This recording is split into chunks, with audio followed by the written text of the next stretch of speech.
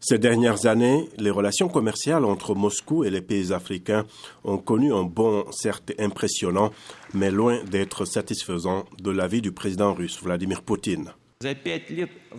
En 5 ans, nos échanges commerciaux ont presque doublé pour dépasser les 20 milliards de dollars. Mon homologue estime que c'est un grand chiffre, mais je ne suis pas d'accord. Mesdames et messieurs, sachez que 7,7 milliards de dollars proviennent du seul commerce avec l'Égypte, ce qui représente environ 40% du total. La Russie entretient avec certains pays africains des relations historiques. En Afrique du Sud, l'ANC, qui est aujourd'hui au pouvoir, a bénéficié pendant longtemps du soutien soviétique. Notre relation ne date pas d'aujourd'hui. Elle a duré de nombreuses années et ce fut une relation forgée dans la lutte.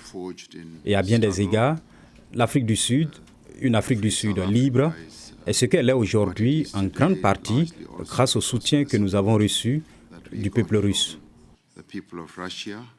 Ce sommet Russie-Afrique est aussi l'occasion de revisiter la coopération militaire entre Moscou et certains pays africains.